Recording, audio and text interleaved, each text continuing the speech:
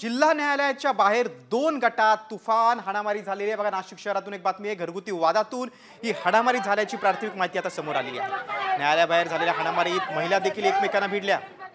पोलिसांसमोरच दोन गटात तुफान हाणामारी झालेली आहे। मध्यस्थी करण्याऐवजी बघ्यांची मात्र मोबाईलमध्ये व्हिडिओ काढण्याची धावपळ दिसून आली। पोलिसांसमोरच जोरदार राडा झाला। जिल्हा कोर्टाबाहेरच हा राडा झालेला आहे। पोलिसांसमोरच दोन गटात तुफान हाणामारी झालेली आहे। जिल्हा न्यायालयाच्या बाहेर दोन गटात तुफान हाणामारी झालेली आहे। बघा, नाशिक शहरातून एक बातमी आहे। घरगुती वादातून ही हाणामारी झाल्याची प्राथमिक माहिती आता समोर आलेली आहे। न्यायालयाबाहेर झालेल्या हाणामारीत महिला देखील एकमेकांना भिडल्या। पोलिसांसमोरच दोन गटात तुफान हाणामारी झालेली आहे। मध्यस्थी करण्याऐवजी बघ्यांची मात्र मोबाईलमध्ये व्हिडिओ काढण्याची धावपळ दिसून आली। पोलिसांसमोरच जोरदार राडा झाला।